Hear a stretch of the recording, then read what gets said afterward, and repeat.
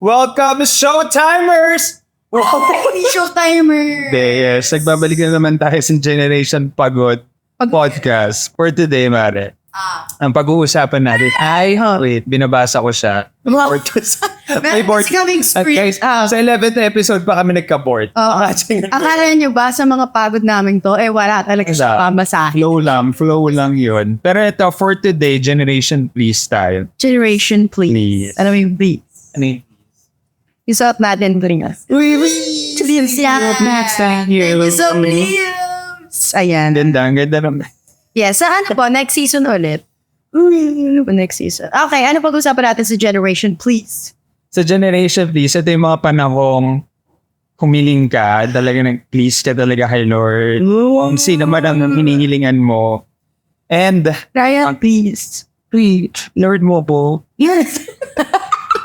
Sa please moments na talagang ibigay nyo na sa akin to. Ganun. Tama, yes. Pwede natin pag-usapan. Pwede rin tayong dumako sa mga please moments mo na nagmakaawa ka.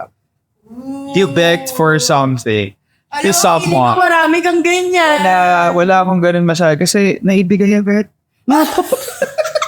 Ganto. Bumalik sa generation pa agad. Tapos last is people pleasing. Pwede rin tayo mag-raming doon. Pwede natin touch yan. People pleasing. Yung mga time na galing ka sa iyak, pero dahil nasa work ka, kailangan mong ngitian yung boss mo. Feeling ko yung mga kasama natin sa studio, ang daming gano'n. Kaya tawagin na natin si... I guess. Sumama kayo sa baba. Pero yun, mag-welcome muna tayo ulit sa ating mga ka-Gen Peace. Gen Peace, maraming salamat sa pagsuporta sa amin. Grabe, na-awardan. Wow!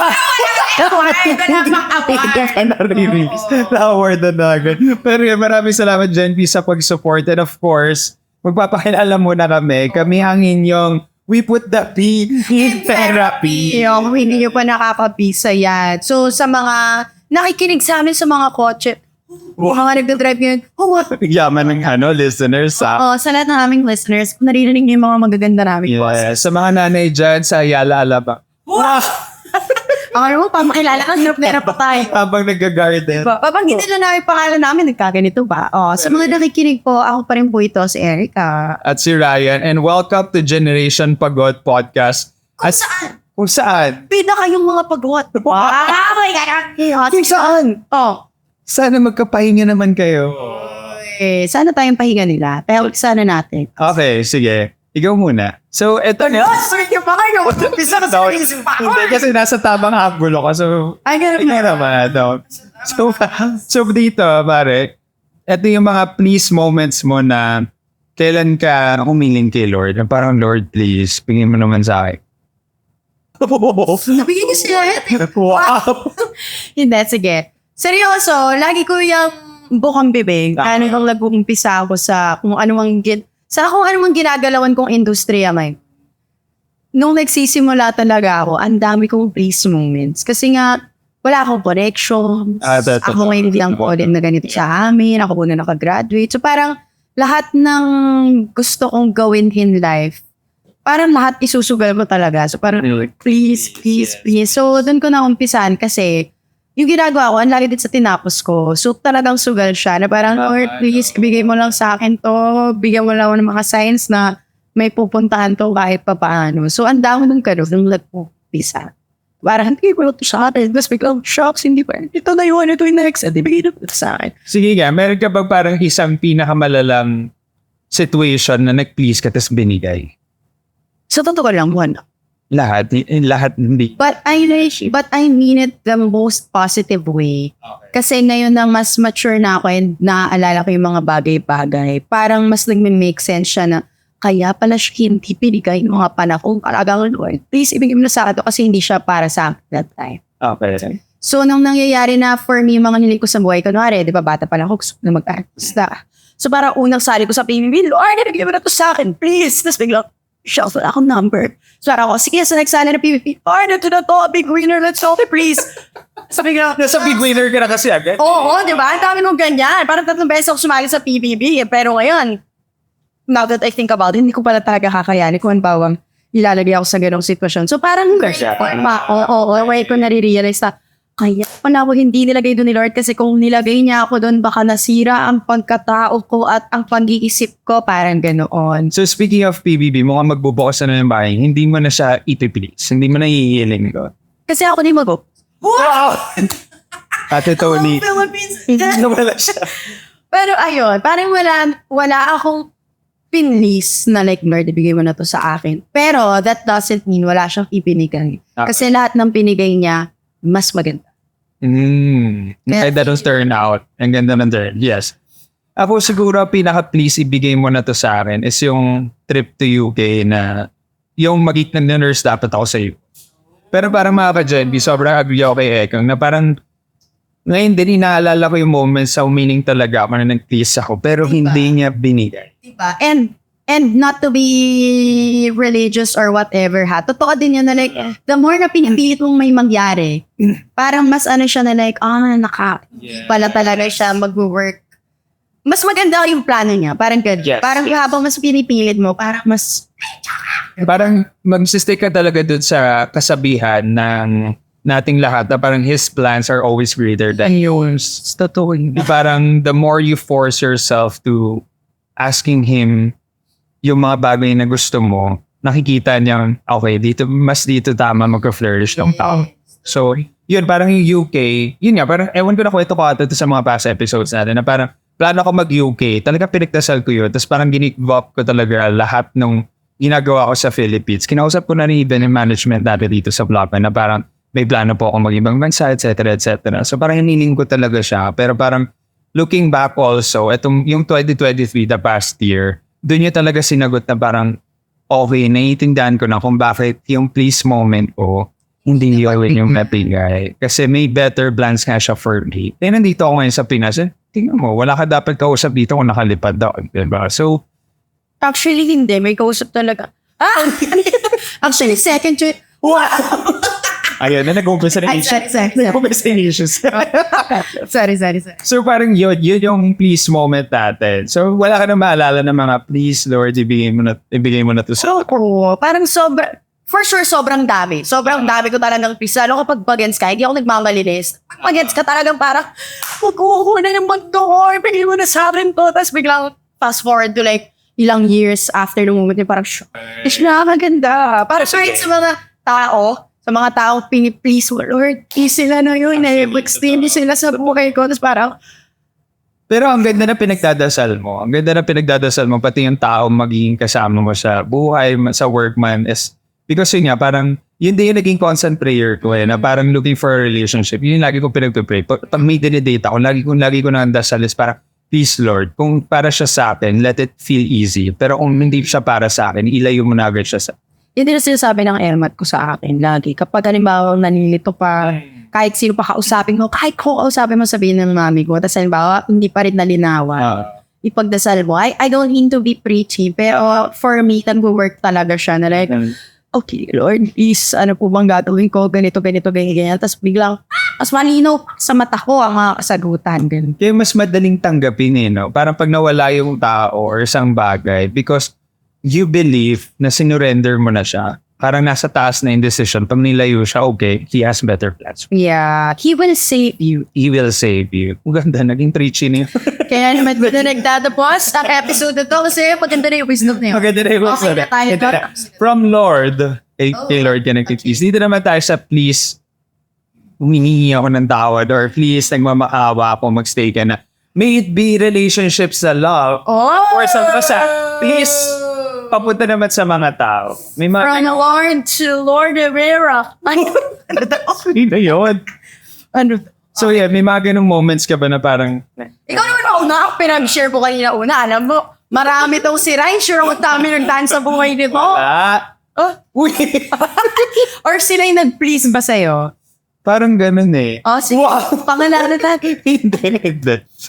Paano ba? May ganun ka bang moment na, or kahit sabihin hindi sa tao, pinagdasal mo na like, please, ano siya na kasi nakakapagod. May ganun ka bang moment na like, please, sana last na. Kasi nakakapagod. Diba? kapag nagkaroon ka ng mga relationship or like mga dating phases, ganyan. Kasi may ibang maswerte na kung sino yung natagpuan nila nung bata sila hanggang pagtanda nila yun na very good, clap your hands, amen. Pero may ibang mga normal na tao na like, shocks, hindi pa pala siya. Diba? Tapos biglang, okay, magpapapahilo kahit Kathniel. Magkaganitong moment ngayon na like, okay, back to square one. So, may ganun ka bang moment na parang, please, pagod na ako. Sana po, meron ng... Oo, feeling ko yung first ko, hindi ko alam kung nakwento ko rito sa mga past, pang 11 episode na natin to guys. So parang, sa past episode ko, kung maalala niyo, yung first relationship ko, nagdasal din ako, hindi naman nagmakaawa, pero bumalik ako sa kanya. So parang I was trying to save the relationship, realizing na parang may mga fault ako, may mga mistakes ako in the relationship. So parang meron ng moment na ang funny pa, eto ngayon ko lang, hindi ko alam pwede ko pa ito nakwento dyan pa sa ngayon lang rin siya nag-sink in sa akin na, may please moment pala ako. Parang, a year after the end of the relationship, ang nangyari was, basta na-reconnect kami, kasi friends ko sa Facebook, yung ibang mga family members. Okay. So parang yung kapatid niya, the first and the only ex rin kasi. So parang, ang nangyari, nakikita ko pa yung ganap niya through the family members. So hindi ko alam, sige nga, for the Gen P's na nakikinig at nanonood ngayon, mag-comment down nga kayo dyan below. Kailangan mo bang i-remove sa social media mo? Of course, may iba nang sasabihin, hindi, parang ayoko na i-unfriend yung ex ko. Pero paano yung sitwasyon na naging close ka rin dun sa family members? Ikaw ba? Ginawa mo yun? Hindi ko nga naalala na ni-remove ko. So nag-stay. So bigla na lang nung mga nakita ko yung post ng mga family members niya. Ang nangyari was, naalala ko tuloy yung relationship namin. So parang at that time, ito medyo circa 2017 to guys. So, okay. I was seeing na ang saya niya na parang okay na siya. Ganun yung nakikita kong picture sa social media. So parang ako nag-reflect, bakit ako malungkot? Yung parang nakumpara ko tuloy. That was immature of me to compare na bakit hindi pa ako okay. So parang at that time, gusto ko tuloy ma-rekindle yung relationship. So parang feeling ko, hindi pa ako okay kasi hindi pa ako nakaka-move forward from. So baka may chance pa. So alam mong nakakatawang ginawa ko. Ito sa pagka-please. Pagka-please. Hindi kasi siya nag-play sa akin. Tapos hindi na siya nag-connect sa akin. Okay. Ang ginawa ko, parang di na ako. dahil nga may number pa ako ng mommy niya. Okay. Ang ginawa ko, Mother's Day. Hindi, ang ginawa natin, pumunta SNR. Hindi sa SNR. Membership card. Na-grocery siya. Grocery ako. Bumili pa akong plancha. What? Alam mo kung bakit? Punta ako sa bahay nila, tita, nandiyan po ba si X? Nandiyan po ba si X? So sabi niya, bakit? Hindi kasi tita, Happy Mother's Day, nidala ko pa. Naman, akala ko sa'yo, wait lang dito kasi ipot ang plancha unsa. Binalat ko pa yung plancha. Iniregalo ko dun sa mommy niya. Naging sugod bahay kami naman talaga. Hindi mo sinabi sa kuya mo sa nag-eat ko lang. May grocery talaga siya. Dosa, ikaw ba? Bakit naman talaga? Uy, parang ang ganda rin niya na please. Ang makawas. May ganun ka moment. May natatawa na lang talaga ako kayo. Kasi wala siya pagdating ko doon. So, si SNR po tayo. Wala. So, ang ginawa, hindi na lang si tita malakas makiramdam. Sabi niya, gusto mo bang hintayin na lang siya? Baka pauwi na siya. Si Hapon. Nandun Hapon. Okay. Sabi ni tita, di nandun nga ako sa sala nila. Ang tagal mag umuwi ni H. Sabi ni tita, gusto mo muna mag-nap ka muna sa room. So, so si X, naguna. Sabi niya, ginamot ako ng gabi. Andun ka, at natulog. Wow, talaga komportable. So, siya ang comfort zone. Uy, zero. Early discomfort. Totoo, naiyak ako sa tawa ngayon na. Yung mga pinagagawa ko na parang, inabot ako ng gabi doon. Tapos nagtawa siya. Tapos sabi niya sa akin, bakit ka nandito? Fairness to you, you are the generous ex. Sa lahat ng mga naging kwento ni Ryan dito, parang ang dami niyang nilibreng after the relationship. Baka ngayon lang ito malaman ng mommy ko. Kasi, di ba sa SNR, mahilig sila mag-buy one take. Okay. Yung plancha, Mare. Buy one take. Yung isa sa mama. Happy Mother's Day. Kabuhay! Nakakay! Ano pa lang? Pray ko nga. Pero, yung pagmamahal ko sa mga nanay, secondary lang. Nasa SNR talaga ako dahil sa groups. Talagang i-reconnect. So yung pagka-please ang tanga ko, natatawa. Yan yung please. Pero kinausap ko siya at that time kasi parang, basta ang sabi niya nun, hindi na kami magiging okay. Okay. Parang hindi na siya So yun yung please paawa moment ko kasi parang realizing that also. Tapos ito pa yung nakakatawa. Yung village kasi nila, labas ng simbahan. Okay. Si OA na talaga.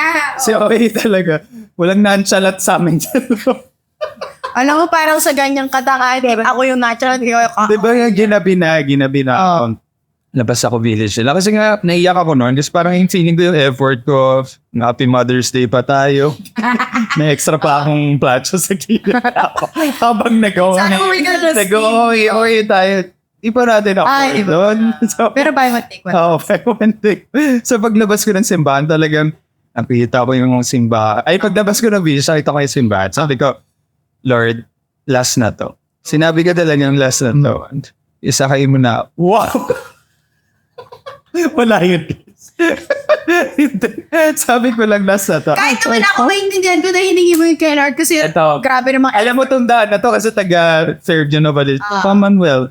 Sabi, Nilakad mo yun? hindi, okay siya. Anak. Pagod na ako, naghintay ako. Okay. And then, nakapagpahinga nga pa tapos. Okay. So, parang nung time sabi ko, in the last train ko na to for us. Parang feeling ko, hindi ko na siya bubuliin after it. So, yun yung peace power moment. Tignan mo, wala kaming baon dito pag dating. Pero at least wala kang regret. Wala. Diba? Pero at least after nun, parang, ano? Okay pa. Okay pa yung plancha ni Mommy. Sorry. At least, ano? Goodbye. Oo, hindi na ginapitan ng warranty, Okay. SNR, kung meron nandyan man kayo. So sa mga gusto po. Sponsor. Wow. Sa mga naghahanap ng plancha ngayon, sa SNR kayo. Kasi talagang the test of time. 2017, 7 years. Magana pa. Hindi Gumagana pa. Tanungin ko nga siya kung maayos pa yung sarap. Please, last na yun. Yun yung last Stock lang. Masaya na tayo. Si Mamoy naman talaga. Magkwento ka. Nonchalant naman. Parang mas nakakatakot ko para pag maging nonchalant ka. Hindi ko. Yung akin, nakwento ko na kasi sa ibang episodes. Diba? Sige, tapusin na to. Naalala mo ba? Yung chika ko sa'yo na yung mga parang first, yung mga young love. Ang dami mong paawa Feeling. Kahit yung maraming feeling. Yung kinuwento ko last time na na like parang young love. Yung may kasama ko sa theater, tapos parang sinasabi nila na like, parang wait, ate ko yan, focus kami niyan. So, isa yun sa mga pinaka-please ko na, please, shit, na ayoko rin ganito. Sabi lang, kasi nagmakaawa ka sa akin. Hindi, kay Lord. Parang, Lord, please, shit, yan. Pero kasi dahil kwento ko na yun, feeling ko yung ngayon ko na lang, ang please moment ko ngayon, bilang hindi naman tayo like teenager, diba? Akala ko teenager, pero si Ryan, 45 na kasi ito. Comment niya nga. Pero yun, ang pinaka-pinagkaka-please ko ngayon, para sana hindi na mag-square one. Sana hindi na kailangang tumating yung time na mag-square one ako ulit. Bumalik ako sa square one.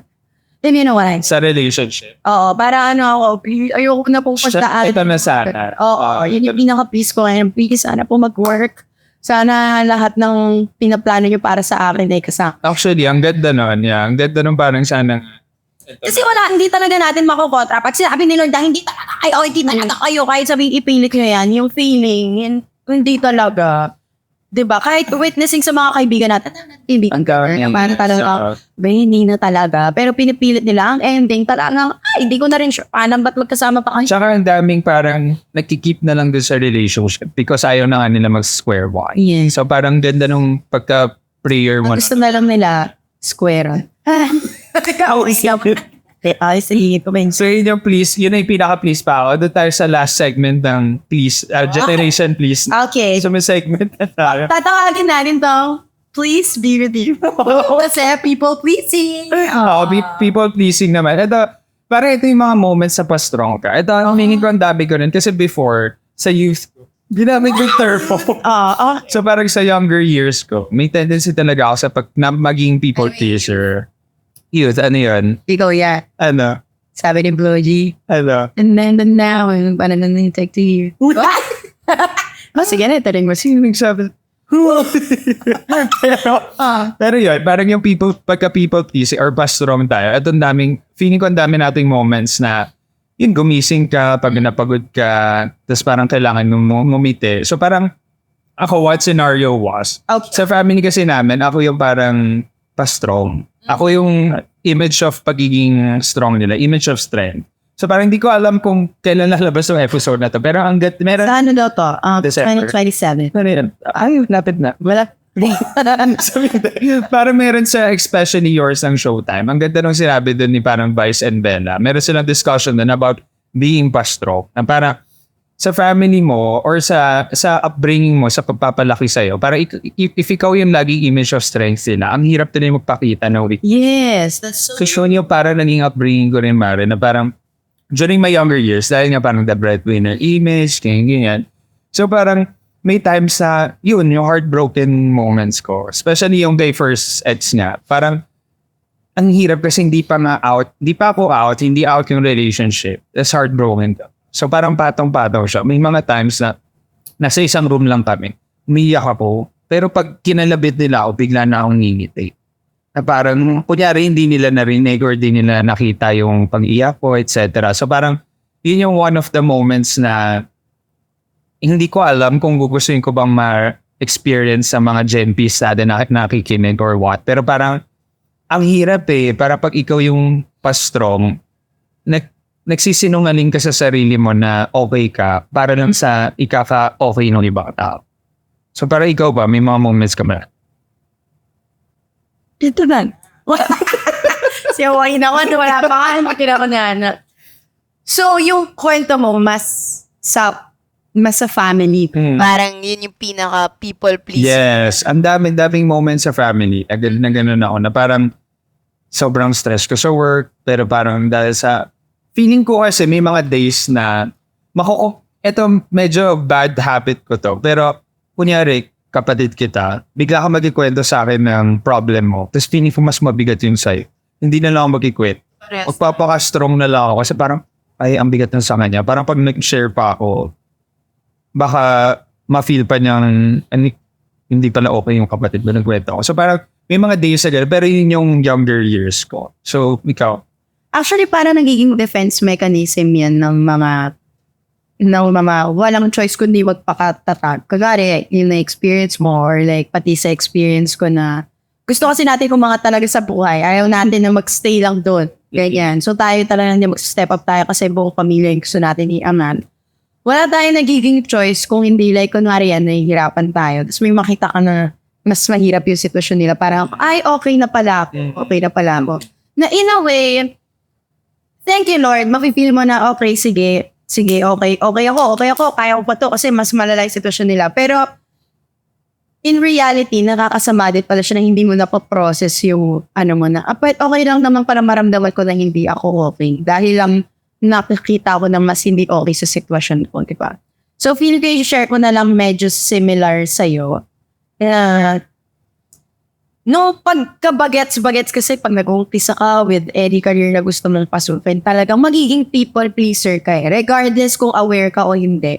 Talagang magiging people pleaser ka. Lalo sa kultura natin dito sa Pilipinas na hanggat wala akong napapatunayan, di ba? Kahit ikaw wala naman akong kahit sa sarili ko, bakit may taga-announce nang wala ka wala akong kano, di ba?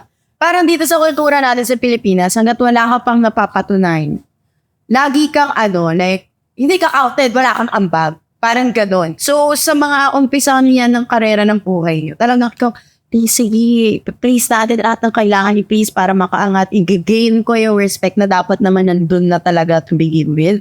So, ngayon na medyo may edad na wait naman ito. Medyo mature na tayo ngayon. Hindi na yun yung people pleasing era. Kasi ngayon talagang with work, talagang I'm here to do work. Gano'n na lang. Wala na lang kailangan talaga hanggang doon sa Gen Ad, talagang walang kasabi sa akin. Diba? Gano'n ka diba? Ngayon talagang hindi. Genuinely ipapakita ko sa inyo kung gusto niyo siyang gamitin against me, okay lang. Diba? Okay lang. Bahala ka dyan. Okay yan. Pero yung people pleasing part sa pamilya, I think yun yung hindi naman mahirap. siguro mahirap in a sense na dahil hindi mo napaprocess talaga yung gusto mo i-process. Or like, ipakita ko ano talaga yung gusto mo ipakita. Kasi ayaw mo lang din sila mahawak. Parang ganun. So, ako number 1 ko yung ERMAT ko. Parang kapag meron ako any signs of weakness, ayaw makarating sa kanya. Kasi, eto na naman. Parang pinag-usapan na naman. Sa pag-declare, what? Actually, pala yung ERMAT. Hindi na lang tayo. Hindi na lang pala. Wala akong block kainaan, hindi. Kapag nagkaroon kasi ako ng signs of weakness, ang mami ko, mag-overthink agad. Like, yung anak ko, baka hindi okay, baka hindi to, baka ganyan. Lahat ng kaya niya i-overthink yan. So, pagdating sa part na yun, hanggat kaya kong itago lahat ng nararamdaman kong sama, mabigat, itatago ko. But then again, tao lang tayo. Nagkakaroon din talaga ng moment na susuko ka. So may one time, ang mami ko, ang hirap kasi yung ERMAT mo yung ayaw mong makakita ng kahinaan. Okay. But at the same time, sa kanya mo lang din ipagkakatiwala. Yes. Ano yung pinangkikinaan ng loob. So one time, meron kaming time ni mami. Actually, like kami may ganito. Pero like yung mga pent-up emotions ko sa maraming bagay, sa kanya ko lang din ilalabas kasi sa kanya lang may tiwala na ganun. So isang beses, parang nagkukwentuhan lang kami ng casual. Pero iyak na ako ng iyak, hindi ko na namamalayan. Kasi meron akong experience na I have no choice but to look strong kahit sa totoong buhay. Ang sakit-sakit na ako, durog na ako. So may nangyayari sa akin noon sa isang show na pinagtatrabahuhan ko na ayun nga, everyone was rooting. Almost everyone around me na make and pinapakitaan ako ng saya. Sila pala yung nag-root for me na wag ako i-renew, bigyan ng another chance, ganyan. And I was aware of that. Naging aware ako doon kasi yung mga pinagkakatiwalaan ko, sinabi na rin sa akin. So, ang hirap pumasok sa trabaho niyo na 3 buwan na alam mo na, okay, hindi na ako i-renew ng mga to dahil sa mga nagpepege-pege at sa harap ko. And it's a very hard pill to swallow as it. Pero wala kang choice kasi kailangan mong ipisin mga nandun. Tapos nung nilabas ko siya sa nanay ko, kasi ayoko malaman niya dahil sure ako, maapektuhan patong pagdawat niya sa show na yun na ina-enjoy niya. Salit na na-enjoy niya lang na yung ano kung nagagawa niya na pangarap niya ng bata siya. Ayoko yung alisin sa kanya. So ang ginawa ko, tinuwet ko lahat nung tapos na. Nung talagang tapos na, hindi na babalik doon sa show na yun. Talagang yun na close chapter na yun. Tsaka ko na sinabi sa kanya. Tapos talaga para siyang nag-heal ng ano ko na naikwento ko lahat. Sinong, please Lord, sakit talaga. Please, last na to. Sa nanay ko yun nilabas. Tapos, it's sad na naiba din yung perception niya doon. Na sa halip na ang thinking niya lang doon sa nangyaring sa akin na yun ay, wow, naging dream come true ng anak to. Ngayon ang nangyari, ang hirap naman pala. Okay, ito pala yung Trauma ka pa out of your dream. yes, parang ganun ang nangyari. So, ayun, people pleaser ako in a sense sa nanay ko, but at the same time, isa-switch ko din siya sa kanya lang kapag di ko na talaga kaya. Kaya ano ba, tapos siya na natin. Ang ganda, pero sa akin, habang nagkikwento ko kasi, ang dami ko rin palang naalalang scenarios sa kailangan mo nga mag-please sa workplace. Para may one time, last year lang rin ata to, or 2022 to. Parang yung day ko na exam for my UK IELTS, tawag namin doon dyan is IELTS, yung parang English language test mo for UK. Is doon din yung araw na namatay yung lolo ko. Tapos I'm not feeling good doon sa exam. Tapos kinabukasan, may event ba akong i-book? Paid na ako doon sa event na yun. Kaya parang may mga days na naiintindihan ko yung mga nababasa ko sa Twitter, sa mga articles, parang grabe yung cancel culture ngayon. Pero minsan kasi kailangan mo rin lawakan yung pag-iisip mo as an individual na bakit nga kaya may mga celebrities na nag-attitude or bakit kaya may mga celebrities na minsan kapag nagpa-perform sila, lackluster or kulang yung energy compared to the before. Meron kasi siyang layers. Parang hindi ko generalize Genvis na lahat ganun. Pero pwede rin natin tingnan yung perspective na yun. Kasi naintindihan ko lang yun nung nangyari yun sa akin. Na parang full day yung event ko na yun. Tapos basta paid na kasi yun. So parang hindi na ako pwedeng mag-back out na hindi ko po kayang gawin to kasi namatay yung lolo ko. Ganyan. So ang ginawa ko nun, message ko yung family ko na hindi ko pwedeng indahin yung nararamdaman ko ngayon. Parang basta nasa video call din silang lahat. No? Kasi hindi ako makasama dun sa video call. Kasi nararamdaman ko na yung bigat ng death ng lolo ko. Tapos nung time na yon, iniisip ko na ano bang kailangan ko rin for event tomorrow. Tapos minessage ko yung family ko na para, pwede po ba akong sumama na lang po sa video call? Sabi ko, sobrang sama ng pakiramdam ko ngayon. Hindi yung sama na because you're ill, but because hindi na well yung feeling kong nagawa ko dun sa exam. Tapos namatay pa si Lolo. So parang ang dating layer. So parang time na yun, pagdating ko dun sa event, syempre sa hosting parang kailangan ano ka nang lahat, warm ka na agad sa mga staff, sa tech crew, etc. So nakangiti ako, etc. etc. Buti na lang, I felt so good with the Popo. Parang meron kaming room nun sa hotel na magkasama kami. Tapos parang doon kami pinahold muna. Sabi niya, sige, kasi whole day siya eh. Parang 9 to 9, 9 a.m. to 9 p.m. yung event. So parang ako, shocks. As in prayer ko talaga, lumabas na yung please ko na parang please Lord, let me just survive this day. Tapos yung time na yon, hindi ko kaya maging honest dun sa director. Pero naging honest, buti na lang naging honest ako dun sa co-host ko. Tapos sabi ko dun sa co-host ko, kunyari ko yan, Mare, sabi ko, pwede mo tulungan mo ako today. I'm survive yung hosting dun. Mas parang namatay si Lolo, etc. Naging honest ako. Sabi ko, I will do my best na hindi maging bababay energy ko on stage, etc. Patulong na lang, pakatch na lang ako kapag alufa or whatever. Tapos grabe nun, Mare, parang when I was vulnerable to this person, meron din pala siyang pinagdadaanan na tan. So, grabe din yung moment namin sa room na parang, alam ko naiyak siya that time kasi pinanipad pa yung co-host ko from basta from a different city dito sa Pilipinas, Visayas ata. Pinanipad siya to host this event. So parang sabi niya, alam mo, grabe din yung ko ngayon, so yung mommy niya pala is nasa hospital. That day. Nasa hospital siya the whole time. Okay. Tapos nagpa-fundraising din pala siya. Kaya siya nagtatrabaho. Kaya tinanggap niya rin yung hosting na panipad. Kasi you would want to be with your mom dun sa hospital. Pero parang tinanggap niya. Parang ako sabi ko, grabe no. Parang ang sarap rin pala to be vulnerable on people na you think you can be weak with. Kasi parang at that time, dahil naging vulnerable ako, nakita niya na he can trust me also with the story. Yung weaknesses. Oo, so ang ganda tuloy na naging turnout. Na parehas kami nagtulungan all throughout it. So para ako, yun yung naalala kong moment na trinay ko magpaka-strong pero at the time that I can be weak also is may mga tao naman palang maintindihan yung mga times sa URE. Ayun. I am proud of you, Marek. Create ko lang nalaman to. Kaya yun, para sa mga Gen Bs natin, always try to be sometimes a bigger person to other people. Na parang, kung meron silang, ewan ko, meron akong ganong template sa mind ko na parang, kunyari, may pagka-shit yung ugali nitong tao. Inaano ko na agad na, bakit meron siyang childhood trauma from the past that made him like this? Kasi, aminin na natin, Gen Ps, nung bata tayo, we are all innocent. Nung bata tayo, lahat ng good traits. First time nating really word like. Pag nilabas, hindi ka naman masama agad eh. Actually, ikaw kasi, Ako lang pala na. nandun ako nung nilabas ka. Nasamaan ka na agad sa... Shocks? Nilabas. Ba't hindi ka sa Gen Bs? Parang, for me kasi, lahat tayo, we are innately good upon birth. Yung mga traits lang. Naniniwala din ako dyan. Walang pinanganak. Diba?